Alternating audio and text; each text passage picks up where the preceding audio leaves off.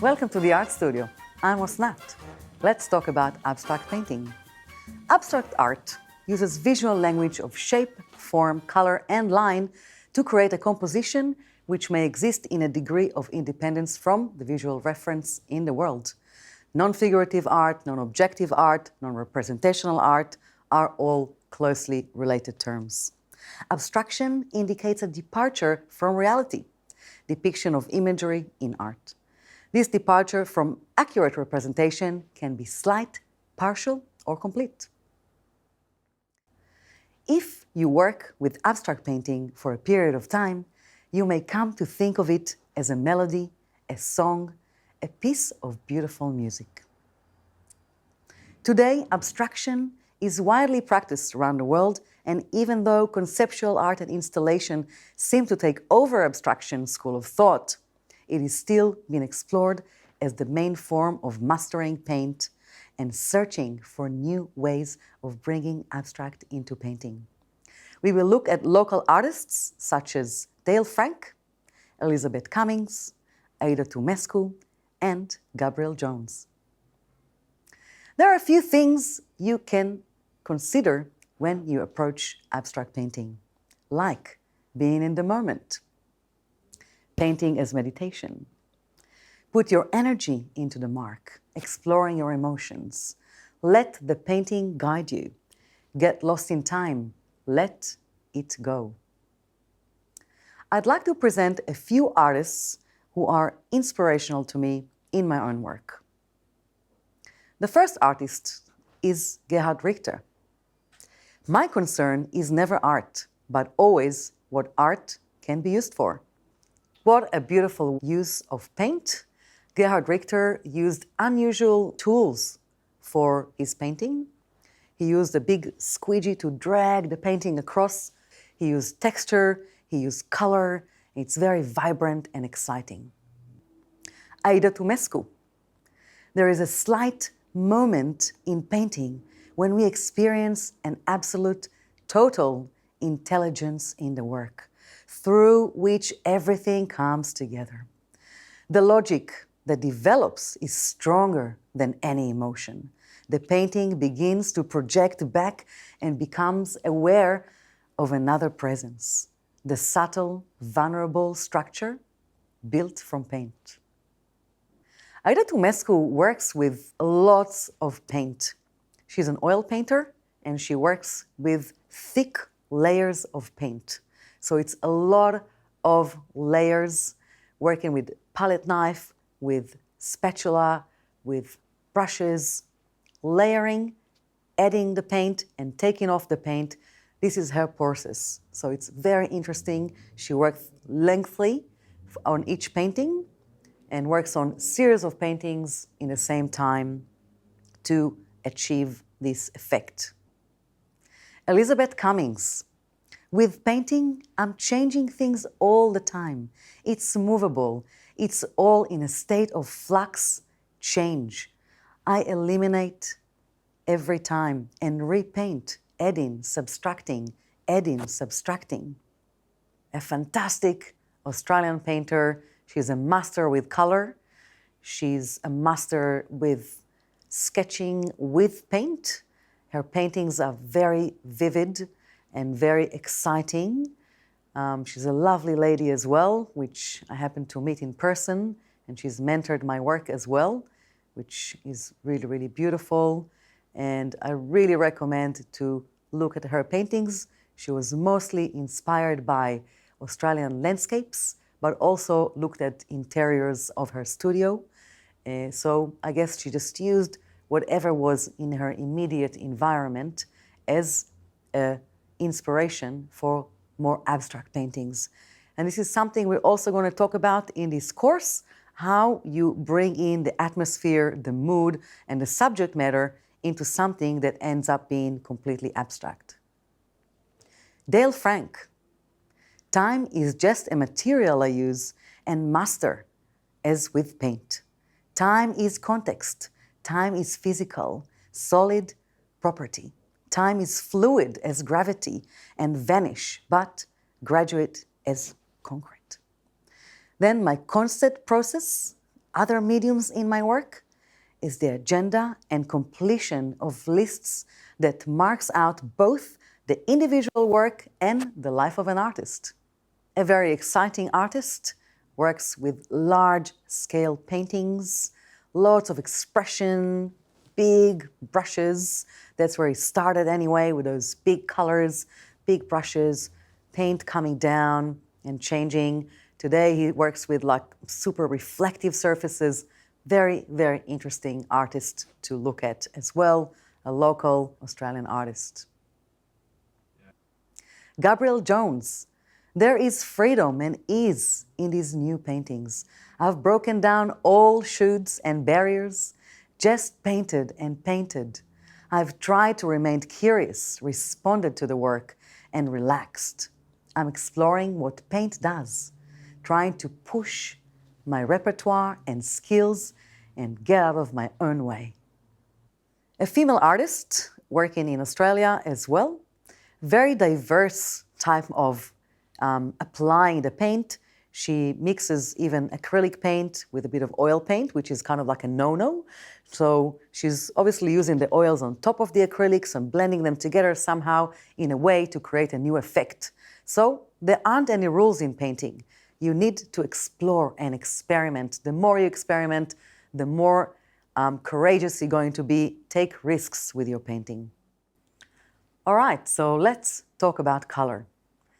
Color is the most important thing when we get into abstract painting because we really want to fine-tune your colors so you can create a beautiful harmony. I would like to talk about restricted palette, which is a beautiful combination of colors that at a first glance don't seem to match. But when you mix those colors, you open a whole world, a whole range of new tones. And that's what we want to do. We want to really spend more time mixing. So let's look at those colors. What I've chosen for my restricted palette are 3 cool tones. I've got alizarin crimson, lemon yellow, and phthalo green. So when you look at those 3 colors, they don't really look like they're going to make a great painting, do they? But then, in accompanied with white as well, which can lighten this tone and vary the range of tones that we can mix, I'm starting my mixing. So I have my first mix was phthalo green and alizarin crimson, which is our cool red, and I've got this kind of like deep greeny browny tone. When I've added a bit of white, it actually looks quite like a mauve, which is really beautiful. Second one is a green and yellow, which went into like a little of a limey green, and I've got a whitish kind of limey version of it here. And so on, I'm going through the colors, just mixing 1 + 1 to begin with. Then I mix all 3 together. I've got this brown with the white. I've got a bit of a beige, and also 3 simplified versions of each color with white. So I'm starting to get a little bit of variations here with these tones. But what I want to do is I really want to expand on my mixing. You want to look at those colors that you've chosen in the beginning, and you want to see how they disappear. And other colors and new tones are appearing on your palette. So let's have a look at the next set of colors that I've mixed. So the more I was pushing myself into mixing and started mixing within mixing, and mixing is all about the ratio, how much you have of each color. And when you mix more, you get to those fine tunes, and all these colors are starting to come into harmony. So you can see these beautiful 25 tones that I've mixed look as one harmonious group. There's a range of grays, light, mid-tone, and dark. There's a range of like kind of browny, purpley shades. There's pinkies, there's greens, yellows. but then they're all just subtones of my initial three colors of my restricted palette. So when I got into my painting, I started playing around with those colors. It doesn't mean that I need to use every color that I mixed. For example, you can't really see a lot of green happening in this painting. It's mostly kind of gray tones, touches of kind of dark red, a bit of purple, a bit of yellow, but mostly it's very tonal, and I didn't expand too much on these contrasting colors that we looked at in the beginning. So this is really the magic of restricted palette, when you can create colors, you can mix colors, and you can fine-tune them in a much more interesting way of just using purple, for example, and brown, which could achieve that kind of mauvey look. What it does, it pushes you to mix more and also getting like some new surprises in your painting and beautiful evolution of your palette. Everyone have a different way of looking at colors, different way of mixing colors. So each student is actually going to mix a whole range of different colors from the same three initial colors. So get experimental, have a go and see if you can mix 25 colors or tones out of your first initial three. So, as you can see, there are a lot of things to consider when you look at abstract painting. We want to look at abstract marks, how you get your energy transformed into the canvas, which brushes are you going to be using, which palette are you going to be using, and color. So one of the most important things about every painting is color, and particularly when we're talking about abstract, because abstraction is about the paint, it's about the color. That's what's left, because we've let the subject matter go, even though we're using some inspiration for the painting, the subject matter is not there. So really, the painting is hung on those two aspects, the paint and the energy and your mark and the texture, everything that you're gonna put in onto creating a surface. So let's talk about color. What I'd like to look at today is the way we can use restricted palette. I've chosen three colors to demonstrate what I mean with restricted palette. So instead of using a range of different colors, we're going to use three colors that initially may not look like they go together, but when you start mixing them together with white, you can expand your palette to so many different shades and tones. The colors I chosen were cool, all cool, alizarin crimson, lemon yellow, and phthalo green. The first combination, I just mixed one color with the color next to it, so mix of two colors only, red and green. I got this kind of like dark purple with white, more like a mauve. Then the phthalo with the lemon, like a limey green with white, a bit of a pastel-y version of that. Then the warm colors into this beautiful orange. And then another version of all three colors together, which gave me like a neutral gray or a brown, which also with the white look a little bit like beige. And then a little bit just to demonstrate those colors, I've added white and created kind of like a pastel-y version of each. So as you can see already from the initial three into those ones, they're starting to relate. But then I wanted to push it further. How many colors I can create from three initial colors? How many tones and variations? Endless, right? Everyone is going to mix different colors. Every person looks differently at color and is going to mix different colors from the first initial three. So this is my range here, 25 colors, 25 tones of variations from these three initial ones. So we have this beautiful group of grays, light, mid-tone, and dark, a beautiful group of purples, pinks, some greens, and some yellows as well. So when I've had a little go at this painting here, you can see I haven't used all of these colors. So it doesn't mean you'll use all the colors that you've mixed onto your painting.